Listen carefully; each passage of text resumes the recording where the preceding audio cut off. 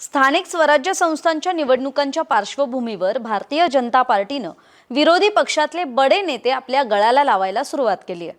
त्यात काँग्रेस नेत्यांचाही समावेश आहे। त्यात आता भाजपनं आपला मोर्चा खानदेशकडे वळवलाय। धुळे जिल्ह्यातील बडे नेते भाजपमध्ये प्रवेश करणार असल्याची चर्चा सुरू झाली आहे। धुळ्यातील काँग्रेसचे माजी आमदार कुणाल पाटील भाजपच्या संपर्कात असल्याचं बोललं जातंय। भाजपचे महाराष्ट्र प्रदेश कार्याध्यक्ष रवींद्र चव्हाण यांची कुणाल पाटील यांनी भेट घेतली आहे। या भेटीनंतर कुणाल पाटील यांचा शनिवारी म्हणजेच 28 जूनला भाजप प्रवेश ठरल्याची चर्चा आहे। धुळे जिल्ह्यात सध्या काँग्रेसची बुलंद तोफ असलेल्या कुणाल पाटील यांच्या भाजप प्रवेशाची चर्चा जोरात आहे। या पार्श्वभूमीवर कुणाल पाटील यांनी भाजप प्रवेशाचा इन्कार केला असला तरी प्रत्यक्षात सध्याचं राजकारण पाहता कोण कुठल्या पक्षातून कुठे जाईल याचा नेम नाही। कुणाल पाटील हे भाजपात गेल्यास धुळे ग्रामीणमध्ये काँग्रेसचं अस्तित्वच धोक्यात येणार आहे। दरम्यान पाटील यांच्या पक्षप्रवेशाच्या केवळ चर्चा सुरू असल्या तरी भाजपातील भविष्यातल्या संभाव्य गटबाजीची चर्चा सुद्धा त्या निमित्तानं सुरू झाली आहे। कुणाल पाटील यांच्या प्रवेशाआधीच वाद सुरू झालाय।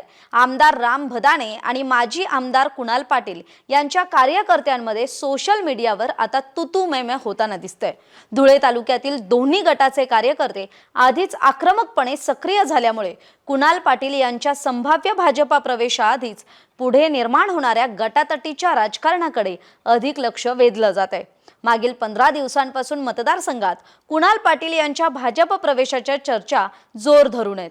त्यांच्यासोबतच महाविकास आघाडीचे इतरही काही नेते आणि पदाधिकारी भाजपात जाणार असल्याचं बोललं जात आहे। त्यातच कुणाल पाटील यांनी भाजपचे नेते प्रदेश कार्याध्यक्ष रवींद्र चव्हाण यांची भेट घेतल्यानं लवकरच पाटील यांच्या भाजप प्रवेशाचा मुहूर्त ठरेल असं बोललं जात आहे। असं असतानाच धुळे तालुक्यात मात्र राजकीय वातावरण गरम होऊ लागलंय। सोशल मीडियावर आमदार राम भदाने आणि माजी आमदार कुणाल पाटील यांच्या कार्यकर्त्यांमध्ये होणारी तुतुमेमे सध्या चर्चेचा विषय ठरतंय।